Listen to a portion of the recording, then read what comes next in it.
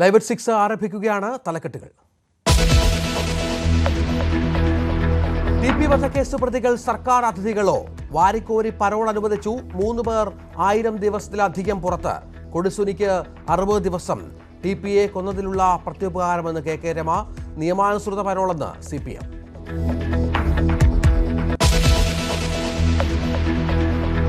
Cinema മേഖലയിലെല്ലാം okay അല്ല. G Suresh കുമാറിന്റെ എമ്പുരാനെതിരായ പരാമർശത്തിനെതിരെ ആന്റണി പെരുമ്പാവൂർ. പറഞ്ഞത് ഔചിത്യമില്ലായ്മ. സമരം പ്രഖ്യാപിക്കാൻ ആര് ചുമതലപ്പെടുത്തിയെന്ന് ചോദ്യം.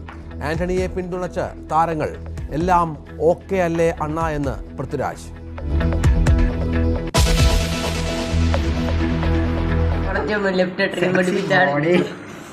നേരത്തെ തലേന്ന സാധനം വീണേ 1 2 4 5 6 7 8. ഇവർ വിദ്യാർത്ഥികളോ ക്രിമിനലുകളോ? കോട്ടയം റാഗിങ്ങിൽ വിദ്യാർത്ഥികൾ നേരിട്ടത് കൊടിയ പീഡനം. കോമ്പസിന് കുത്തി ചിരിച്ചു രസിച്ചു. വായിൽ ലോഷൻ ഒഴിച്ചു. കൂടുതൽ പേർ ഇരകളായിട്ടുണ്ടോ എന്ന് പരിശോധിക്കുമെന്ന് SP. കണ്ണൂരിൽ +1 വിദ്യാർത്ഥിക്ക് മർദ്ദനം.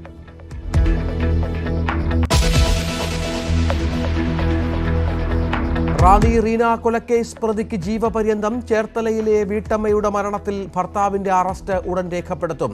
പാലക്കാട് യുവതിയുടെ ആത്മഹത്യയിൽ ഭർത്താവും പെൺസുഹൃത്തും അറസ്റ്റിൽ. പത്തനംതിട്ടയിൽ 13-കാരിയെ ബലാത്സംഗം ചെയ്ത കേസിൽ അമ്മയും സുഹൃത്തും അറസ്റ്റിൽ.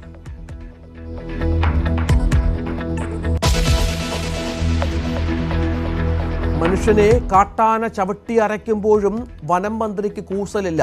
ആക്രമണങ്ങളിൽ വിചിത്രവാദവുമായി AK ശശീന്ദ്രൻ. ഇനി മേലാൽ കേരളത്തിൽ ഒരു ആത്മഹത്യയില്ല എന്ന് പറയാൻ ആർക്കെങ്കിലും പറ്റുമോ? ഇനി മേലാൽ കേരളത്തിൽ ഒരു മോട്ടോർ വാഹന അപകടം ഉണ്ടാവില്ല എന്ന് പറയാൻ ആർക്കെങ്കിലും പറ്റുമോ? ഇനി മേലാൽ വെള്ളപ്പൊക്കം ഉണ്ടാവില്ല എന്ന് പറയാൻ ആർക്കെങ്കിലും? കാരണം അതൊക്കെ പ്രകൃതി ദുരന്തങ്ങളാണ്. ആ ദുരന്തങ്ങൾക്ക് അവസാന വാക്ക് പറയാൻ ആർക്കാ സാധിക്കുക? എനിക്ക് മനസ്സിലായില്ല. ആർക്കാ പറയാൻ സാധിക്കുക? പ്രതിപക്ഷ നേതാവിനെ പറയാൻ പറ്റുമോ അന്തിമമായി ഇനി നാളെ മുതൽ ഉണ്ടാവില്ല എന്ന്? കൊല്ലപ്പെട്ടവരെ അവഹേളിക്കുന്നതായി VD സതീശൻ. പണി അറിയില്ലെങ്കിൽ രാജിവെച്ചു പോകണമെന്ന് ബിഷപ്പ് റെമിജിയോസ് ഇഞ്ചനാനിയിൽ. ബിഷപ്പുമാരുടെ അഭിപ്രായത്തോട് യോജിപ്പില്ലെന്ന് LDF.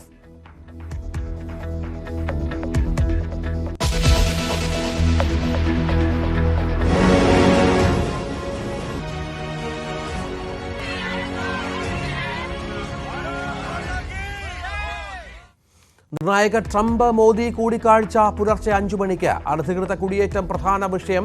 ക്വാഡ് ഉച്ചകോടിക്കായി ട്രംപിനെ മോദി ഇന്ത്യയിലേക്ക് ക്ഷണിക്കും. ഇലോൺ മസ്കുമായുള്ള കൂടിക്കാഴ്ച ഇന്ത്യൻ സമയം രാത്രി 10-ന്.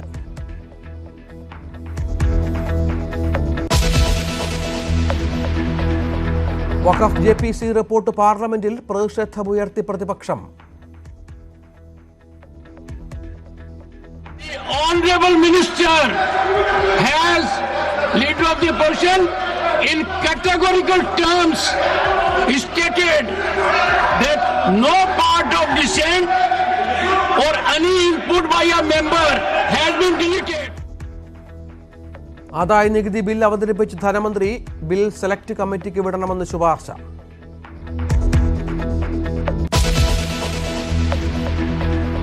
വാർത്തകളുടെ വിശദാംശങ്ങളിലേക്ക്. TP ചന്ദ്രശേഖരൻ വധക്കേസിൽ പ്രതികൾക്ക് യഥേഷ്ടം പരോൾ നൽകിയ സർക്കാർ.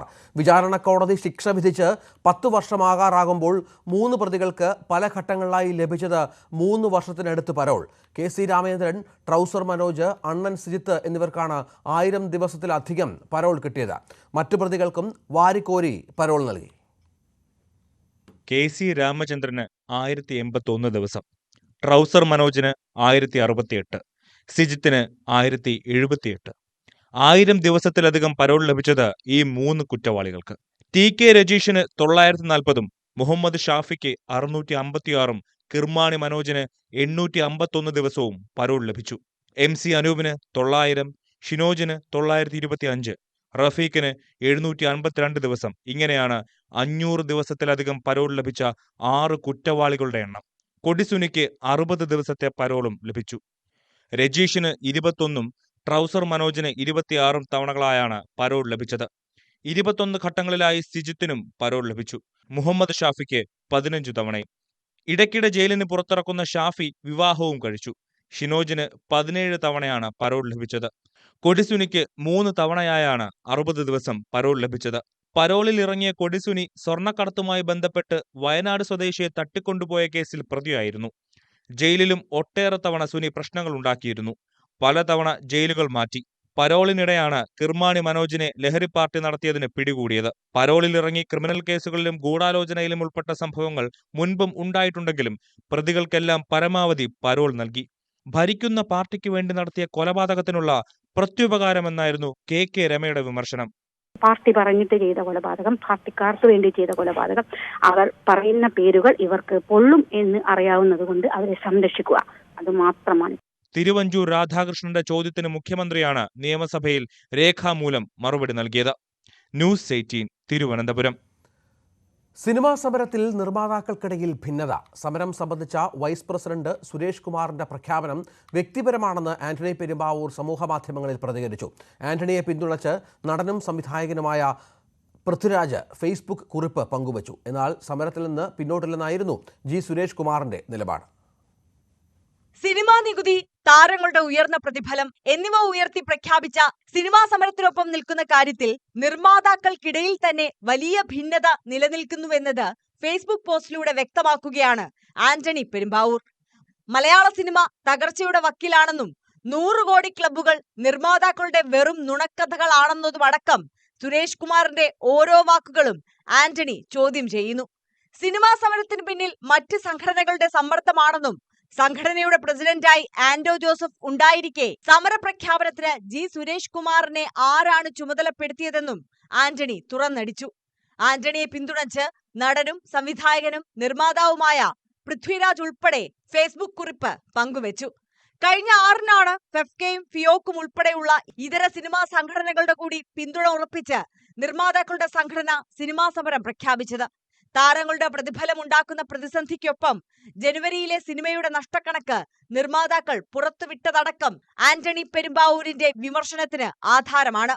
സിനിമാ സമരത്തിൽ ആന്റണി പെരുമ്പാവൂരിന്റെ നിലപാടിന് പിന്തുണയുമായി താരങ്ങൾ രംഗത്തിറങ്ങിയതോടെ പ്രൊഡ്യൂസേഴ്സ് അസോസിയേഷന്റെ ഔദ്യോഗിക പ്രതികരണമാണ് കാത്തിരിക്കുന്നത്. ന്യൂസ് 18 കൊച്ചി. പാറശാല പോലീസ് കേസെടുത്ത് അന്വേഷണം ആരംഭിച്ചു.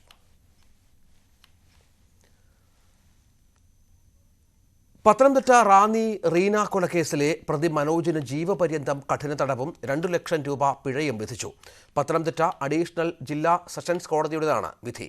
2014 ഡിസംബർ 28-നാണ് റാന്നി സ്വദേശി റീനയെ ഭർത്താവ് മനോജ് മക്കളുടെ മുന്നിലിട്ട് കൊലപ്പെടുത്തിയത്. റീനയുടെ അമ്മയുടെയും മക്കളുടെയും മൊഴിയുടെ അടിസ്ഥാനത്തിലാണ് പ്രതി മനോജ് കുറ്റക്കാരനെന്ന് കോടതി കണ്ടെത്തിയത്. കൊലപാതകം, തടഞ്ഞുവെക്കൽ തുടങ്ങിയ കുറ്റങ്ങളും കോടതിയിൽ തെളിയിക്കപ്പെട്ടു. മക്കളുടെ മുന്നിലിട്ടാണ് റീനയെ പ്രതി ക്രൂരമായി മർദ്ദിച്ച് കൊലപ്പെടുത്തിയത്. ജാക്കി ലിവറും ഇഷ്ടികയും കൊണ്ടായിരുന്നു മർദ്ദനം. പ്രതിക്ക് പരമാവധി ശിക്ഷ നൽകണമെന്നുള്ള പ്രോസിക്യൂഷന്റെ വാദം കോടതി അംഗീകരിച്ചു. പ്രതിക്ക് ജീവപര്യന്തം കഠിന തടവും 2 ലക്ഷം രൂപ പിഴയും വിധിച്ചു. 1 മാസം കഠിന തടവിനും 302 പ്രകാരം ജീവപര്യന്തം കഠിന തടവിനും ശിക്ഷിച്ചിരിക്കുകയാണ്. അതോടൊപ്പം തന്നെ കോമ്പൻസേഷനായി 2 ലക്ഷം രൂപ പ്രതി നൽകാനും ബഹുമാനയുടെ കോടതി ഉത്തരവായിട്ടുണ്ട്. അതിൽ 2 ലക്ഷം രൂപയിൽ 1 ലക്ഷം രൂപ മൂത്ത കുട്ടിക്കും 1 ലക്ഷം രൂപ ഇളയ കുട്ടിക്കും തുല്യമായി വിധിച്ചു നൽകാനും ഉത്തരവായിട്ടുണ്ട്. ഈ തുക നൽകാത്ത പക്ഷം പ്രതിയുടെ വസ്തുവിൽ നിന്നും അത് ഈടാക്കിയെടുക്കാമെന്നും കോടതി ഉത്തരവിട്ടിട്ടുണ്ട്. ഓരോ ലക്ഷം രൂപ വീതം 2 മക്കൾക്കും പ്രതി മനോജ് നൽകണം. തുക നൽകാത്ത പക്ഷം പ്രതിയുടെ സ്വത്തിൽ നിന്നും ഈടാക്കാനും കോടതി ഉത്തരവിട്ടു. 2014 ഡിസംബർ 28-ന് റീനയ്ക്ക് വന്ന ഫോൺ കോളിനെ ചൊല്ലിയുള്ള സംശയമാണ് ക്രൂരമായ മർദ്ദനത്തിനും കൊലപാതകത്തിലേക്കും നയിച്ചത്. റാന്നി CI ആയിരുന്ന രാജപ്പൻ റാവുത്തറാണ് അന്വേഷണം നടത്തി കുറ്റപത്രം സമർപ്പിച്ചത്. കേസിൽ 25 സാക്ഷികളെ വിസ്തരിച്ചു. 13 തൊണ്ടി മുതലും ഹാജരാക്കി. സംഭവം നടന്ന് 11 വർഷത്തിനു ശേഷമാണ് ശിക്ഷാവിധി. ന്യൂസ് 18 പത്തനംതിട്ട. ആലപ്പുഴ ചേർത്തലയിൽ യുവതി മരണപ്പെടാൻ ഇടയായ സംഭവത്തിൽ ഭർത്താവിനെതിരെ മനഃപൂർവ്വമല്ലാത്ത നരഹത്യാ കുറ്റം ചുമത്തി പോലീസ്. മുട്ടം സ്വദേശിനി സജിയുടെ മരണത്തിലാണ് ഭർത്താവ് സോണിക്കെതിരെ കേസെടുത്തത്. സജിയുടെ മരണം കൊലപാതകമാണെന്ന മകളുടെ പരാതിയുടെ അടിസ്ഥാനത്തിൽ നടത്തിയ അന്വേഷണത്തിലാണ് നടപടി. കഴിഞ്ഞ ഞായറാഴ്ച ചേർത്തല മുട്ടം സെന്റ് ഫെറോന പള്ളിയിൽ അടക്കം ചെയ്ത സജിയുടെ മരണം കൊലപാതകമാണെന്ന് ചൂണ്ടിക്കാട്ടി മകൾ മിഷ്മയാണ് ചേർത്തല പോലീസിൽ പരാതി നൽകിയത്. ഇതോടെ കല്ലറ പൊളിച്ച് മൃതദേഹം പുറത്തെടുക്കാൻ അന്വേഷണ സംഘം തീരുമാനിക്കുകയായിരുന്നു.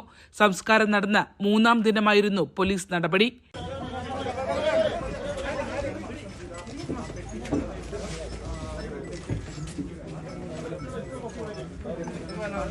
അച്ഛൻ അമ്മയെ മർദ്ദിച്ച ശേഷം വീടിന്റെ 1-ാം നിലയിൽ നിന്ന് തള്ളി താഴെയിട്ട് കൊലപ്പെടുത്തിയെന്നായിരുന്നു പരാതിയിൽ. ആലപ്പുഴ മെഡിക്കൽ കോളേജിൽ നടന്ന പോസ്റ്റ്മോർട്ടം പരിശോധനയിൽ കൊലപാതകത്തെ സാധൂകരിക്കുന്ന തെളിവുകൾ കണ്ടെത്താനായില്ല. കഴിഞ്ഞ ജനുവരി 8-നാണ് സജിയെ വീട്ടിനുള്ളിൽ വീണു പരിക്കേറ്റുവെന്ന് പറഞ്ഞ് ആദ്യം ചേർത്തലയിലെ സ്വകാര്യ ആശുപത്രിയിലും പിന്നീട് ആലപ്പുഴ മെഡിക്കൽ കോളേജിലും പ്രവേശിപ്പിക്കുന്നത്. തുടർന്ന് 1 മാസം കോമ സ്റ്റേജിൽ വണ്ടാനത്ത് ചികിത്സയിലായിരുന്നു. പിന്നീടായിരുന്നു മരണം. പരാതി ലഭിക്കാൻ വൈകിയതുകൊണ്ട് തന്നെ പരിക്കേറ്റ സമയത്തെ മുറിവുകൾ പലതും 1 മാസത്തെ ചികിത്സയ്ക്കുള്ളിൽ ഭേദപ്പെട്ടിട്ടുണ്ടാകാമെന്നത് കേസിൽ അന്വേഷണ സംഘത്തിന് വെല്ലുവിളിയായി. സംസ്കരിച്ച 3-ാം ദിനം പോസ്റ്റ്മോർട്ടം നടന്നതും തിരിച്ചടിയായി. നിലവിൽ സ്റ്റെയർകേസിൽ നിന്ന് തർക്കത്തിനിടയിൽ വീണു പരിക്കേറ്റുവെന്നുള്ള കണ്ടെത്തലിലേക്കാണ് സാഹചര്യ തെളിവുകൾ എത്തി നിൽക്കുന്നത്. സോണി ആ സമയത്ത് മദ്യലഹരിയിലായിരുന്നുവെന്നും മകൾ മൊഴി നൽകിയിട്ടുണ്ട്. ആന്തരിക രക്തസ്രാവമാണ് മരണകാരണമെന്നാണ് പോസ്റ്റ്മോർട്ടത്തിലെ ആദ്യ കണ്ടെത്തൽ. ഇതോടെ പ്രാഥമികമായി സോണിക്കെതിരെ മനഃപൂർവ്വമല്ലാത്ത നരഹത്യയ്ക്ക് പോലീസ് കേസെടുക്കുകയായിരുന്നു. ചേർത്തല പോലീസ് കസ്റ്റഡിയിലെടുത്ത ഇയാളുടെ അറസ്റ്റ് രേഖപ്പെടുത്തി. തുടരന്വേഷണത്തിൽ കൂടുതൽ കാര്യങ്ങൾ കണ്ടെത്താനായാൽ വകുപ്പുകളിൽ മാറ്റമുണ്ടാകും. പോസ്റ്റ്മോർട്ടത്തിന് ശേഷം ബന്ധുക്കൾക്ക് വിട്ടു നൽകിയ സജിയുടെ മൃതദേഹം വീണ്ടും മുട്ടംപള്ളി സെമിത്തേരിയിൽ സംസ്കരിച്ചു.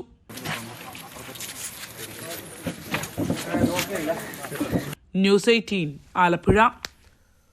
പാലക്കാട് കല്ലടിക്കോട് സ്വദേശി റൻസിയ ആത്മഹത്യ ചെയ്ത സംഭവത്തിൽ ഭർത്താവും സുഹൃത്തും അറസ്റ്റിൽ.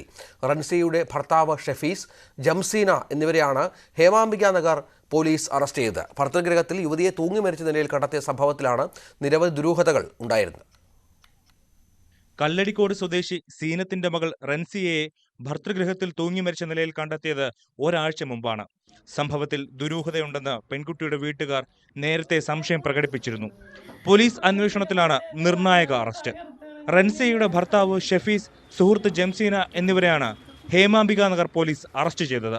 പുതുപ്പരിയാരം എസ്റ്റേറ്റിലെ വാടക വീട്ടിൽ ഉച്ചയ്ക്ക് 12 മണിയോടെയാണ് യുവതിയെ തൂങ്ങി മരിച്ച നിലയിൽ കണ്ടെത്തിയത്. ഭർത്താവുമായി പുറത്തുപോയി വന്നതിന് ശേഷമാണ് യുവതിയെ മരിച്ച നിലയിൽ കാണുന്നത്. ഇതോടെയാണ് മരണത്തിൽ ദുരൂഹതയുണ്ടെന്ന് കാട്ടി കുടുംബം പരാതി നൽകിയത്. 4.5 വർഷമായി റൻസിയയുടെ വിവാഹം കഴിഞ്ഞിട്ട് ഒരു കുഞ്ഞുമുണ്ട്. ഭർത്താവിന് മറ്റൊരു സ്ത്രീയുമായി ബന്ധമുണ്ടായതോടെ ഇരുവരും തമ്മിൽ പ്രശ്നങ്ങൾ ഉണ്ടായിരുന്നതായും കുടുംബം പറഞ്ഞു. ഒരിക്കൽ റൻസിയ വീട്ടിൽ ഇല്ലാതിരുന്ന സമയത്ത് ഭർത്താവ് ഷെഫീഖ് സുഹൃത്തിനൊപ്പം പോയി താമസിച്ചിരുന്നതായും റൻസിയ വീട്ടുകാരോട് പറഞ്ഞിരുന്നു. അന്ന് പോയി കഴിഞ്ഞപ്പോൾ കുട്ടി വിളിക്കുന്നു, ഞാൻ ഇന്നലെ ഇല്ലാത്ത സമയത്ത് ഷെഫീസ്ക്ക അവളുടെ അടുത്ത് പോയി കടന്നിരിക്കണു, ലോഡ്ജ് എടുത്തിരിക്കുന്നു, റൂം എടുത്തിരിക്കണു എന്നൊക്കെ പറഞ്ഞു. എന്നിട്ട് അവള് കഴിഞ്ഞ വിവരങ്ങളൊക്കെ എന്നെ വിളിച്ച് പറയണെന്ന് പറഞ്ഞ് കുട്ടി മാനസികമായിട്ട് തകർന്ന് എന്നെ വിളിച്ചിട്ടുണ്ടായിരുന്നു. അപ്പൊ എനിക്ക് പറ്റില്ലെങ്കിൽ വായോ പറഞ്ഞ് ഞങ്ങൾ പറഞ്ഞിട്ടുണ്ടായിരുന്നു. ഭർത്താവിന്റെ സുഹൃത്തിനെ വിളിച്ച് റൻസിയ സംസാരിച്ചിരുന്നു. താൻ ഒഴിഞ്ഞു തരാമെന്നും പറഞ്ഞിരുന്നു. ഭർത്താവ് തന്നെ മനസ്സിലാക്കാതെ ആയതോടെ ഇനി ജീവിച്ചിരിക്കുന്നതിൽ അർത്ഥമില്ലെന്ന് റൻസിയ വീട്ടുകാരോട് പറഞ്ഞിരുന്നെങ്കിലും തന്റെ കുഞ്ഞിനെ ഓർത്ത് ആത്മഹത്യ ചെയ്യില്ലെന്ന് ഉറപ്പ് നൽകിയതാണെന്നും മരണത്തിൽ ദുരൂഹത ഉണ്ടെന്നും കുടുംബം പറഞ്ഞു. 2-3 ദിവസം എൻ്റെ അടുത്ത് വന്നിട്ട് കുട്ടി പറഞ്ഞായിരുന്നു ഇനി ഞാൻ ജീവിക്കുന്നതിൽ അർത്ഥമില്ലാന്ന്. അപ്പൊ ഞാൻ ഒരുപാട് നല്ല ബുദ്ധി പറഞ്ഞു കൊടുത്തു, അങ്ങനെയൊന്നും ചെയ്യാൻ പാടില്ല, കുട്ടിനെ കുറിച്ച് ചിന്തിക്കണ്ടേ എന്നുള്ളത്.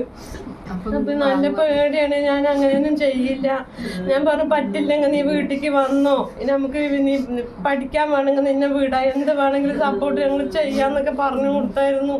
ഭർത്താവുമായി പ്രശ്നങ്ങൾ ഉണ്ടായിരുന്നെന്ന് കാട്ടി നേരത്തെ പോലീസിൽ പരാതി നൽകിയിരുന്നെന്നും മകൾക്ക് നീതി വേണമെന്നുമാണ് കുടുംബത്തിന്റെ ആവശ്യം.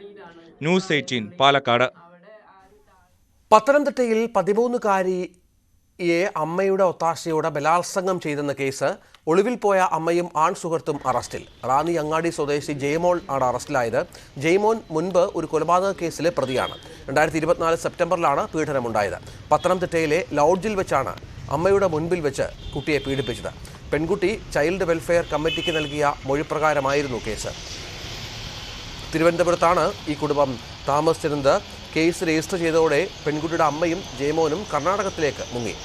പത്തനംതിട്ട പോലീസാണ് ഇരുവരെയും അറസ്റ്റ് ചെയ്തത്. ചോറ്റാനിക്കരയിലെ പോക്സോ അതിജീവിതയുടെ മരണത്തിൽ പ്രതി അനൂപിനെതിരെ കുറ്റകരമായ നരഹത്യ ചുമത്തി. പോസ്റ്റ്മോർട്ടം റിപ്പോർട്ടിന്റെ അടിസ്ഥാനത്തിലാണ് പ്രതിക്കെതിരെ കുറ്റകരമായ നരഹത്യ ചുമത്തിയത്. അനൂപ് പെൺകുട്ടിയെ അതിക്രൂരമായി മർദ്ദിച്ചു, വൈദ്യസഹായം നിഷേധിച്ചു. ഇവയൊക്കെ മരണത്തിലേക്ക് നയിച്ചു എന്ന് പോലീസ് കണ്ടെത്തി. അനൂപിനെതിരെ കുറ്റം ചുമത്തിയതിന്റെ റിപ്പോർട്ട് കോടതിയിൽ ഹാജരാക്കി. ബാലരാമപുരത്തെ കുഞ്ഞിന്റെ കൊലപാതകത്തിൽ അമ്മാവൻ ഹരികുമാറിനെ പ്രതിയേർത്ത് വൈകാതെ അന്വേഷണ സംഘം കുറ്റപത്രം നൽകും. 2.5 വയസ്സുകാരിയുടെ കൊലയിൽ അമ്മാവൻ മാത്രമാണ് പ്രതിയെന്നാണ് കണ്ടെത്തൽ. അതേസമയം ജോലി വാഗ്ദാനം ചെയ്തുള്ള സാമ്പത്തിക തട്ടിപ്പ് കേസിൽ കുട്ടിയുടെ അമ്മയെ പ്രതിയേർത്ത് മറ്റു കേസുകൾ രജിസ്റ്റർ ചെയ്തിട്ടുണ്ട്. ദേവേന്ദു എന്ന 2.5 വയസ്സുകാരിയെ കിണറ്റിലെറിഞ്ഞ് കൊലപ്പെടുത്തിയ ദാരുണ സംഭവം നടന്നത് കഴിഞ്ഞ 30-നായിരുന്നു. സംഭവം നടന്ന് മണിക്കൂറുകൾക്കുള്ളിൽ പ്രതിയെ പോലീസ് കണ്ടെത്തി. എങ്കിലും ഉയർന്ന ദുരൂഹതകൾ അവശേഷിച്ചിരുന്നു. പ്രതി ഹരികുമാർ കഴിഞ്ഞ 6 ദിവസമായി പോലീസ് കസ്റ്റഡിയിലുണ്ടായിരുന്നു. ഡോക്ടർമാരുടെ വിദഗ്ധ സംഘം പ്രതിയെ നിരീക്ഷിക്കുകയും ചെയ്തു. ഹരികുമാർ ഒറ്റയ്ക്കാണ് കൊലപാതകം നടത്തിയതെന്നാണ് പോലീസ് കണ്ടെത്തൽ. ഈ സാഹചര്യത്തിലാണ് ഇയാളെ മാത്രം പ്രതി ചേർത്ത് കുറ്റപത്രം നൽകാൻ തീരുമാനിച്ചത്.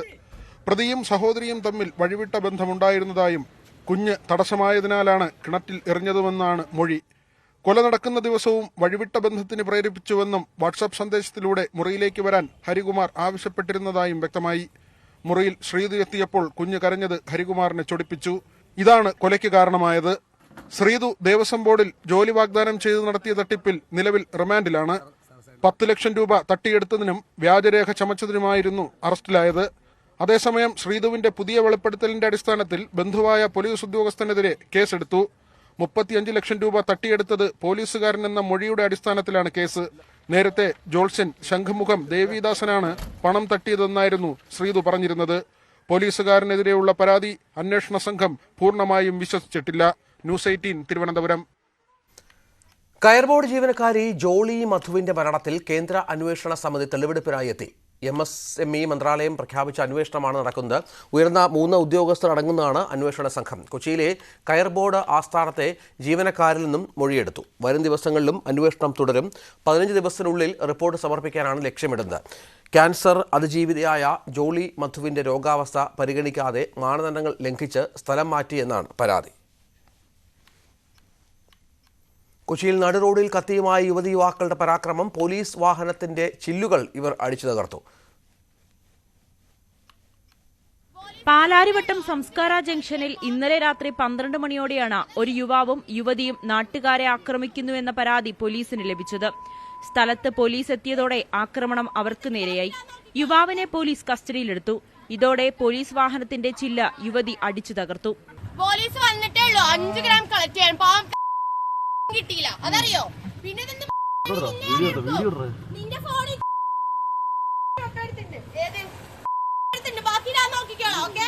ഇരുവരെയും കസ്റ്റഡിയിലെടുത്ത പോലീസ് അറസ്റ്റ് രേഖപ്പെടുത്തി.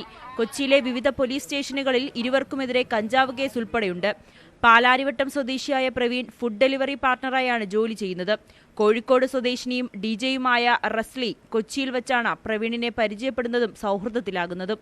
ന്യൂസ് 18 കൊച്ചി. ഇടവേള.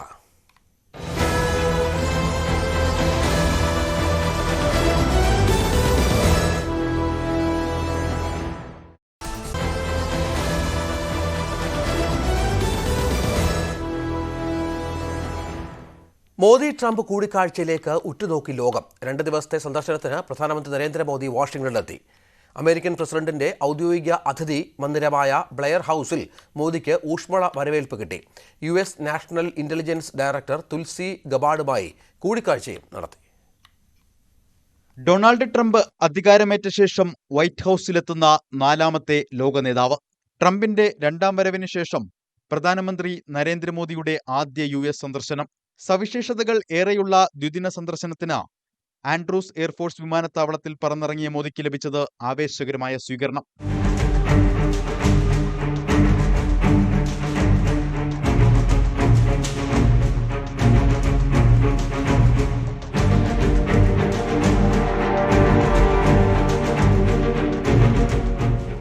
ബ്ലെയർ ഹൌസിന് മുന്നിൽ പ്രധാനമന്ത്രിയെ സ്വീകരിക്കാൻ നിരവധി ഇന്ത്യക്കാർ എത്തി.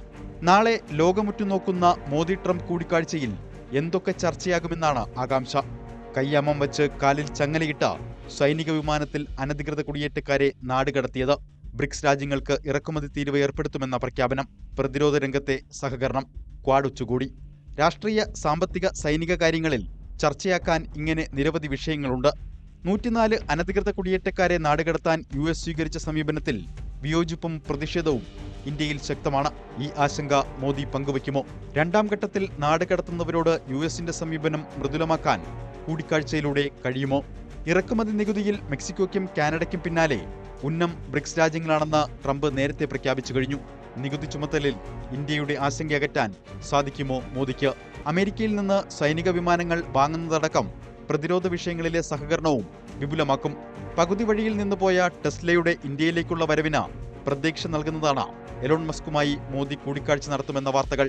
ഇറക്കുമതി ചെയ്യുന്ന ഇലക്ട്രിക് വാഹനങ്ങൾക്ക് തീരുവയിൽ ഇളവ് നൽകണമെന്ന് കഴിഞ്ഞ വർഷം ടെസ്ല കേന്ദ്ര സർക്കാരിനോട് ആവശ്യപ്പെട്ടിരുന്നു. ഈ വർഷം അവസാനം ഇന്ത്യയിൽ ചേരുന്ന ക്വാഡ് ഉച്ചകോടിയിലേക്ക് ട്രംപിനെ മോദി ഔദ്യോഗികമായി ക്ഷണിക്കും. US നാഷണൽ ഇന്റലിജൻസ് ഡയറക്ടറായി ചുമതലയേറ്റ തുൾസി ഗബാർഡുമായി മോദി കൂടിക്കാഴ്ച നടത്തി. നരേന്ദ്രമോദി ഡൊണാൾഡ് ട്രംപ് സൗഹൃദം ഏതൊക്കെ രീതിയിൽ മുതൽക്കൂട്ടാക്കാൻ കഴിയുമെന്ന് ഉറ്റുനോക്കുകയാണ് ഇരു രാജ്യങ്ങളും. News desk news 18. പ്രതിപക്ഷ പ്രതിഷേധത്തിനിടെ വഖഫ് JPC റിപ്പോർട്ട് പാർലമെന്റിൽ. ബിൽ ജനാധിപത്യ വിരുദ്ധമെന്നും തിരിച്ചയക്കണമെന്നും ആവശ്യപ്പെട്ട് ഇരുസഭകളിലും പ്രതിപക്ഷം പ്രതിഷേധിച്ചു. വിയോജനക്കുറിപ്പ് റിപ്പോർട്ടിനൊപ്പം വെക്കാത്തതിനെയും രാജ്യസഭയിൽ പ്രതിപക്ഷം ചോദ്യം ചെയ്തു. വിയോജനക്കുറിപ്പോടെയാണ് ബിൽ ലോക്സഭയിൽ വെച്ചത്. ഇതിനിടെ ആദായ നികുതി ബിൽ ധനമന്ത്രി നിർമ്മല സീതാരാമൻ ലോക്സഭയിൽ അവതരിപ്പിച്ചു. ബിൽ സെലക്ട് കമ്മിറ്റിക്ക് വിടണമെന്ന് ധനമന്ത്രി ശുപാർശ ചെയ്തു. നികുതി ഘടന ലഘുവാക്കിയതായി ധനമന്ത്രി പറഞ്ഞു. സംസ്ഥാനത്ത് പിന്നോക്ക വിഭാഗങ്ങൾക്കുള്ള പദ്ധതി വിഹിതം സർക്കാർ വെട്ടിക്കുറച്ചെന്ന് പ്രതിപക്ഷം. 1370 കോടിയുടെ പദ്ധതി 920 കോടിയായി വെട്ടിക്കുറച്ചു എന്നാണ് നിയമസഭയിൽ റൂൾ 50 നോട്ടീസിലൂടെ പ്രതിപക്ഷം ആരോപിച്ചത്. പട്ടിക വിഭാഗത്തിന് ഒന്നും കൊടുക്കുന്നില്ലെന്ന് വരുത്തി തീർക്കുകയാണ് പ്രതിപക്ഷ ലക്ഷ്യമെന്നും ഒന്നും കുറവ് വരുത്തിയിട്ടില്ലെന്നും സർക്കാർ മറുപടി നൽകി. പട്ടികജാതി വിഭാഗങ്ങളുടെ ബോധപൂർവമായ അവഗണന എന്നായിരുന്നു AP അനിൽകുമാറിന്റെ റൂൾ 50 നോട്ടീസിലെ പ്രധാന ആരോപണം. SC/ST മേഖലയിലെ ഒട്ടനവധി പദ്ധതികൾ നിർത്തിവച്ചു. നടപ്പാക്കുന്നവയ്ക്ക് പണം അനുവദിക്കുന്നുമില്ല. സംസ്ഥാനത്തെ വാർഷിക പദ്ധതി തന്നെ മുരടിച്ചിരിക്കുകയാണെന്നും പ്രതിപക്ഷം ആരോപിച്ചു. ഇയർ എൻഡിങ്ങിൽ, ഫിനാൻഷ്യൽ ഇയർ എൻഡിങ്ങിൽ നിങ്ങൾ 500 കോടിയുള്ള, ഞാൻ പറഞ്ഞുതരാം, കറക്റ്റായിട്ട് പറഞ്ഞുതരാം, 502 കോടിയുള്ള പദ്ധതി നിങ്ങൾ 390 കോടിയാക്കി വെട്ടിച്ചുരുക്കി. 111 കോടി നിങ്ങൾ വെട്ടിക്കളഞ്ഞു. വേണ്ടുപോലെ ഞാനൊന്നും വെട്ടിയിട്ടില്ല. ഗവൺമെന്റ് ഓർഡറാണ് ഞാൻ വായിക്കുന്നത്. നിങ്ങൾ ഈ ഗവൺമെന്റ് ഓർഡറിനെതിരായിട്ട് പറയൂ. ഇനി 3 ദിവസം കഴിഞ്ഞപ്പോൾ 25-ാം തീയതി വീണ്ടും SC ഡിപ്പാർട്ട്മെന്റുമായി ബന്ധപ്പെട്ട്, ഞാൻ ഇതുപോലെ തന്നെ ഡീറ്റെയിൽസ് പറയുന്നില്ല, 45 കോടി 25 കോടിയാക്കിയിട്ടുണ്ട്, 50 കോടി 30 കോടിയാക്കിയിട്ടുണ്ട്. പല പദ്ധതികളും, ഇഷ്ടം പോലെ പദ്ധതികൾ, 10-20 പദ്ധതികളാണ് വെട്ടിച്ചുരുക്കിയത്. പ്രതിപക്ഷത്തിന്റെ റൂൾ 50 നോട്ടീസ് തന്നെ തെറ്റിദ്ധാരണ പരത്താനാണെന്നായിരുന്നു ധനമന്ത്രിയുടെ മറുപടി. ബഡ്ജറ്റ് ചർച്ചയിൽ 3 ദിവസം നടന്ന ചർച്ചയാണ് സാർ. അതിനകത്ത് ഈ കാര്യങ്ങൾ വിശദീകരിച്ചു. ഇപ്പോൾ വീണ്ടും ഈ കാര്യം ഇവിടെ അവതരിപ്പിക്കുന്നത് പട്ടികജാതി പട്ടികവർഗ വിഭാഗങ്ങൾക്കൊന്നും കൊടുക്കുന്നില്ല എന്ന് ഉള്ളത് ഇവിടെ അവതാരകന് മനസ്സിലാകാത്തതുകൊണ്ടല്ല. പക്ഷേ ഇത് കട്ട് ചെയ്ത് കേരളത്തിൽ ഈ കാമ്പയിൻ്റെ ഭാഗമായിട്ട് പോകാൻ വേണ്ടിയുള്ള കട്ടിങ്ങിന് വേണ്ടിയിട്ടാണ് സാർ ഇത് ചെയ്യുന്നത്. പദ്ധതികൾക്ക് മുൻഗണന നിശ്ചയിച്ചിട്ടുണ്ട്. ലൈഫ് അടക്കമുള്ള പദ്ധതികൾ നടപ്പാക്കുന്നു. ഉന്നതി പദ്ധതിയുടെ ഭാഗമായി 800 വിദ്യാർത്ഥികൾ വിദേശത്ത് പഠനം നടത്തുന്നുമുണ്ട്. ഒന്നും നടക്കുന്നില്ല എന്ന ആരോപണം ശരിയല്ലെന്നും മന്ത്രി OR കേളു പറഞ്ഞു. ന്യൂസ് 18 തിരുവനന്തപുരം. ആനയും കടുവയും മനുഷ്യരെ കൊന്നുതള്ളുമ്പോൾ വനമന്ത്രിക്ക് ഒരു കൂസലുമില്ല. ഇതൊക്കെ വാഹനാപകടം പോലെ എപ്പോൾ സംഭവിക്കുമെന്ന് പറയാനാകില്ലെന്നാണ് മന്ത്രിയുടെ നിലപാട്. പല മരണങ്ങളും കാട്ടിൽ കയറിയതുകൊണ്ടെന്നാണ് ഇതിനു മുൻപ് മന്ത്രി പറഞ്ഞത്. പണി അറിയില്ലെങ്കിൽ രാജിവെച്ചു പോകണമെന്ന് കത്തോലിക്ക സഭാ ബിഷപ്പ് റെമജിയോസ് ഇഞ്ചനാനിയിൽ തിരിച്ചടിച്ചു. ഇടുക്കി പെരുവന്താനത്തെ സോഫിയ, വയനാട് നൂൽപ്പുഴയിലെ മാനു, അട്ടമലയിലെ ബാലൻ. കാട്ടാന ആക്രമണങ്ങളിൽ കഴിഞ്ഞ 3 ദിവസത്തിനിടെ സംസ്ഥാനത്ത് കൊല്ലപ്പെട്ടവരാണിവർ. നാളെ ആര് എന്ന ആശങ്കയോടെ മലയോര ജനത ഭീതിയിൽ കഴിയുമ്പോൾ അവർക്ക് ആശ്വാസമോ ആത്മവിശ്വാസമോ നൽകുന്ന ഒരു പ്രസ്താവന പോലും വകുപ്പ് മന്ത്രിയിൽ നിന്ന് ഉണ്ടാവുന്നില്ല. നൂൽപ്പുഴയിലെ മാനു കൊല്ലപ്പെട്ടപ്പോൾ വന്യജീവി ആക്രമണം നടന്നത് എവിടെയാണെന്ന് പരിശോധിക്കണമെന്നായിരുന്നു മന്ത്രിയുടെ പരാമർശം. അട്ടമലയിലെ ബാലനെ പ്രതിയാക്കുന്ന തരത്തിലായിരുന്നു വനം വകുപ്പിന്റെ വാർത്താക്കുറിപ്പ്. ബന്ധുക്കളെ കാണാൻ പോയ ബാലകൃഷ്ണൻ മദ്യലഹരിയിലായിരുന്നെന്നും മദ്യത്തിന്റെ മണം കാട്ടാനയ്ക്ക് വേഗം അറിയാമെന്നുമാണ് വാദം. വന്യജീവി ആക്രമണത്തിന് ശാശ്വത പരിഹാരമെന്ന ഒന്നില്ലെന്നായിരുന്നു മന്ത്രിയുടെ ഇന്നത്തെ പ്രസ്താവന. സംസ്ഥാനത്ത് ഇനിയൊരു വാഹനാപകട മരണമോ ആത്മഹത്യയോ ഉണ്ടാവില്ലെന്ന് ആർക്കെങ്കിലും പറയാൻ കഴിയുമോ എന്ന വിചിത്രമായ താരതമ്യവും. ഇനി മേലാൽ കേരളത്തിൽ ഒരു ആത്മഹത്യയില്ല എന്ന് പറയാൻ ആർക്കെങ്കിലും പറ്റുമോ? ഇനി മേലാൽ കേരളത്തിൽ ഒരു മോട്ടോർ വാഹന അപകടം ഉണ്ടാവില്ല എന്ന് പറയാൻ ആർക്കെങ്കിലും പറ്റുമോ? ഇനി മേലാൽ വെള്ളപ്പൊക്കം ഉണ്ടാവില്ല എന്ന് പറയാൻ ആർക്കെങ്കിലും? കാരണം അതൊക്കെ പ്രകൃതി ദുരന്തങ്ങളാണ്. ആ ദുരന്തങ്ങൾക്ക് അവസാന വാക്ക് പറയാൻ ആർക്കാ സാധിക്കുക? എനിക്ക് മനസ്സിലായിട്ടില്ല. ആർക്കാ പറയാൻ സാധിക്കുക? പ്രതിപക്ഷ നേതാവിനെ പറയാൻ പറ്റുമോ അന്തിമമായി ഇനി നാളെ മുതൽ ഉണ്ടാവില്ല എന്ന്? വിഷയം ആയുധമാക്കിയ പ്രതിപക്ഷം കൊല്ലപ്പെട്ടവരെ വനം മന്ത്രി അവഹേളിക്കുകയാണെന്ന് വിമർശിച്ചു. അപ്പൊ വനത്തിലേക്ക് അതിക്രമിച്ച് കടന്നവരെ അല്ലാണ് ചവിട്ടിക്കൊണ്ടിരിക്കുന്നത്.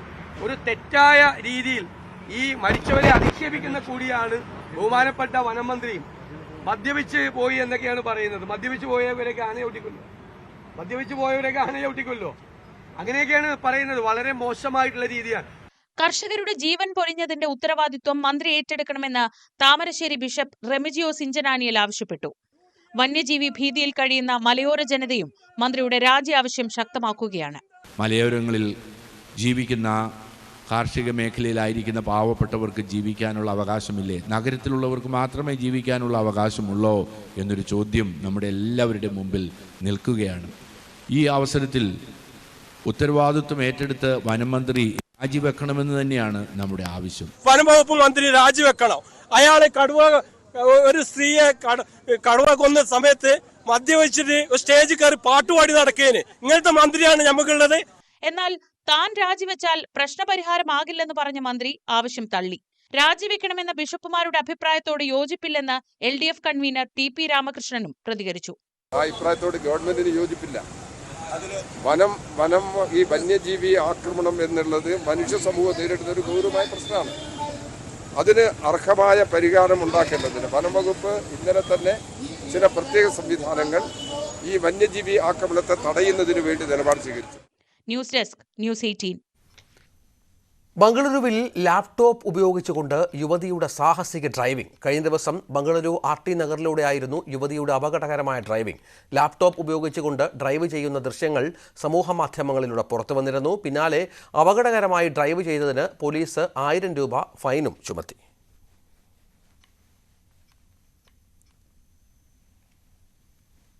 ഇനി സ്വർണം വെള്ളി നിരക്കുകൾ നോക്കാം. കവിത ഗോൾഡ് ആൻഡ് ഡയമണ്ട്സ് ഇന്നത്തെ സ്വർണം വെള്ളി നിരക്കുകൾ നിങ്ങൾക്കായി സമർപ്പിക്കുന്നത് Kavitha gold and diamonds. Choose your special. സ്വർണം 22 ക്യാരറ്റ് ഗ്രാമിന് 7980, പവന് 63,840. സ്വർണം 18 ക്യാരറ്റ് ഗ്രാമിന് 6580, പവന് 52,640.